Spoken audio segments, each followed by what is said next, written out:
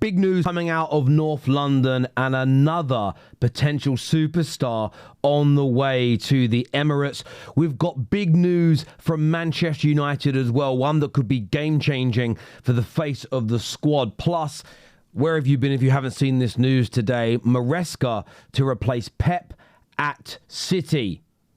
This is real news. This is genuine. This could happen. We've got a big update to bring you regarding that as well. But, of course, like, share, subscribe to the content, but share it across your social media platforms. Hit the hype button as well. So let's jump into it. And I'm going to start with my club, Manchester United, to begin with. And by the way, I want to say a big thank you to everybody here on this platform for all the birthday messages yesterday, wishing me a happy 40th. Yes, I'm getting old, but we're here.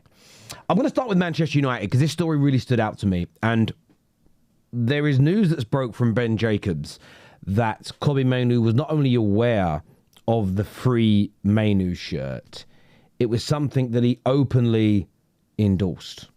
Let me rephrase that. Not openly endorsed publicly, but he endorsed it openly amongst his friends and his family. And Mainoo was speaking through his brother. So in terms of what that looks like from the midfield going into January, with zero news, zero credible news that Ruben Amorim's job is close to being over, that he's going to get sacked, that there's any issues along those lines. Because there's no news of that, does this strain the relationship further? Does this stop more opportunities? Will this make Ruben and Manchester United look for an exit, potentially on loan, for Kobbie Mainoo? It could do. Now, we spoke about this yesterday, and it's come back out again today with the Times newspaper in the UK stating that Ruben Neves is pushing to return to the Premier League in January. He's telling his Saudi team Al Hilal that he will not be signing a new deal. Thank you for everything you've done. I've enjoyed it. I've loved it, but I want to go back to England. I want to become a Premier League player again. There is a thought that deal, he could go on a 6-month loan before the end of his contract, or they could sell him a little earlier, recoup a little bit of money and reinvest it into their squad. Manchester United, along with Newcastle United, reportedly are now on red alert. And this story came out yesterday from a number of sources that United were interested in looking at Ruben Neves. There is a feeling that although he's been in the Saudi League, that his levels haven't dropped, that he's performing at a very high standard. And United believe he could be a very good complement to the midfield already at the club, but it wouldn't necessarily stand in the way of the Beliebers or the Elliot Anderson deals in the summer of 2026. Newcastle are long-standing admirers of Ruben Neves and could also be interested. But I thought what was interesting today, we've obviously seen the Kobbie Mainoo news, now what Ben Jacobs has said, and on top of that, the Conor Gallagher news hasn't gone away. It does feel that there could be some movement in the central midfield area for United. Now, for me, if you'd have said to me 3 months ago, 6 months ago, a year ago, Terry, Kobbie Mainoo out, Ruben Neves in, I'd have said no. I got a soft spot for Ruben Neves, along with Diogo Jota. They were two of my old clients in my old life. I don't know Ruben as well, but always rated him as a person. He was a very respectful man. I think he's a fantastic football player, but I wouldn't swap him for Kobbie Mainoo. I wouldn't. But the situation and the scenario is now different. We know there's a problem between the player, the club, the manager. It may not be personal, it may be professional, but that could lead to a change. So this deal could happen. But I want to know what you think. Is it the right thing for United to do? Is it the right move? Does it improve Man United in the correct way? Let us know in that comment section below. Cannot wait to read your views on that. Now, we mentioned at the top there's big news coming out of North London for Arsenal. And although there are some journalists that are playing down Arsenal moving for a player in January, I don't know if that's going to be the case. I think look out for the Semenyo situation. I get a feeling that Arsenal want to wait until the summer for a deal like Semenyo, especially with Trossard and Martinelli doing so well. They were at times in the summer considering or close to removing at least one of those players. But with things going really well for Arsenal, you might not want to rock the apple cart. The problem that you have with that is if Semenyo is a top target for the summer and another club now comes in for him, you may be forced to move sooner rather than later. Now, that all being said, there's an interesting report from Caught Offside today that I want to read for you and read you a passage from. And it says here that Arsenal are concerned about midfield and the overall strength of it. It says leading sources in the industry, leading sources in the industry think that it could be seen as an area for the club to improve as early as January. One of the names at the top of the list at the moment is Buadi. I want to make sure I'm pronouncing this right. Is it? I'll Google translated this here. Eyal Buadi. Buadi, that's it. Correct. I want to say it wrong.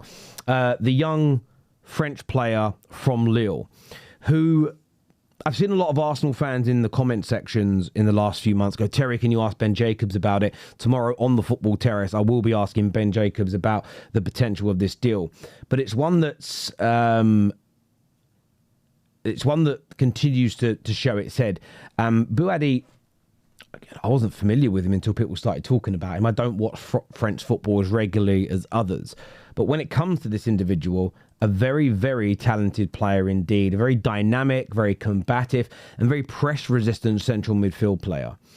And if you do any research, go and look at some of the scouting reports. I read 2 or 3 today, and I listed down things they say about him here, that he's highly press-resistant, high technical composure, and has a real knack for defensive intelligence. He says, acting as a modern-day 6 and 8 hybrid, he excels at breaking lines with dribbling and carrying the ball from deep, linking the defence and the attack with tidy possession, and very good with vertical passes, making him a reliable midfield orchestrator under pressure. And there's a lot of links with him to Liverpool, Real Madrid, and Arsenal. They are everywhere. Now, for me, he's very young. He's a wonder kid, but he's very, very young, and you never quite know how good these players are going to turn out. But I feel that Arsenal are in a very good position to make these gambles. The midfield's already brilliant. It's one of the best midfields in Europe, with Declan Rice, with Zubimendi, Odegaard, Eze playing in those central roles. I mean, Norgard, this is how good Arsenal's midfield is. Norgard can't kick a ball. And Norgard is a very solid Premier League midfield player. And I think adding a Buadi into a team like Arsenal now, it does one of 2 things. You either bolster the overarching quality with a very good fringe player who could develop into a star, but if you watch him play, if you listen to the scouting reports, there is a feeling that he may already be ready to start delivering at least what I call a first team squad player. And maybe that's a really bad turn of phrase and I need a better one. But one of those players that's in your main 14, 15, 16 players that are being used. Not just on the bench and not coming on, but an integral part of the team. And it does feel with a number of the links that Arsenal have at the moment. There's the young Italian left back they're looking at as well. There does seem to be a number of young players that Arsenal are looking towards rather than just 24, 25, 26-year-old established players. They seem to be very, very heavy in that area. They've got a number of their own young players as well to develop. But I think when your squad is one of the best in Europe, I think when you're a team that's challenging for titles, this is when you can really benefit from bringing in this talent from abroad. Something that I feel, I saw Man United do when we were at our peak. Arsenal themselves used to have a real knack for this. If we go back to the 90s, winning Premier Leagues and then bringing players and being a title challenging and Premier League winning team and bringing in young talent like Nicolas Anelka, like Thierry Henry, is something Arsenal always used to do. And when you're adding these young talents into incomplete squads that are challenging top 4, maybe slightly off the pace, which we saw for a decade or so of Arsenal, sometimes it's harder to develop these youngsters, where it often can be easier when they're coming into a very healthy, very strong environment. So it's going to be an interesting one to see how it pans out. But Arsenal fans watching, let us know your thoughts and opinions below. Now, I want to speak about Man City because this is the news that broke earlier today, and I'm going to read this out to you. This is an update from Ben Jacobs in relation to the situation. He says that Marsca is understood to be a candidate for the Man City job with the possibility that Guardiola leaves this summer, as per David Ornstein. So Ben Jacobs confirming the Ornstein story that Pep could leave at the end of the summer and Marsca could be the new head coach. He says Chelsea declined to comment, which always to me is a telltale sign they know this to be true. Marsca is contracted until 2030, and any approach for him would need to take place via Chelsea and require significant compensation. Now, maybe this is one of the... this could all be coincidence, but maybe now we understand why Marsca's spoken out a little bit. Maybe Marsca knows a bit more about Pep leaving and a bit more about City approaching his management and thinks, right, I'm going to start putting a bit more pressure on Chelsea to either say, well, we'll change the transfer policy and start buying stars, or you might force to move. Or maybe they'll sack me and I can leave without the compensation coming. Spitballing here, but you get me. He says, Man City sources note that Pep is contracted beyond the summer and refused to be drawn into speculation. Well, look, if City had zero belief, zero thought, zero feeling that Pep would leave in the summer, they wouldn't they'll always have a short list of new managers, but they wouldn't be making approaches. They wouldn't be in this circumstance where it's breaking news in this way. We've often seen Ornsteins and the like mention names of managers on shortlists, but it's always been a kind of throwaway passing comment in the passage of an article it might be... I remember when Ten Hag was doing very well at Ajax and he was linked... It wasn't even the United job. I think it might have been Tottenham. And they spoke of Ten Hag, and it was like, yeah, Ten Hag is one of a number of candidates on the shortlist to one day maybe replace Pep Guardiola. This feels very different. It's an out-and-out article in the New York Times and in The Athletic. Goes on to say that Chelsea want to keep Marsca and are pre-planned overview of his performance is set for the summer. Maresca's comments after the Everton on it being his worst 48 hours at Chelsea have puzzled several at the club. Unclear if it's driven by a potential vacancy at his former club. He understands some of Maresca's frustrations have been brewing for a while, although Chelsea insiders insist it was an emotional reaction to a big win. What do you make of this? Is this mountains being made from molehills? Or is this no smoke without fire? I'd love to know what you think. I'd love to get your take on this, because for me it's such an interesting one. It's such a potentially a massive deal here.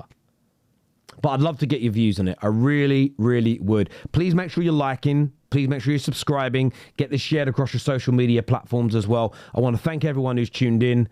Take care. Goodbye. God bless. And I'll see you soon. Peace.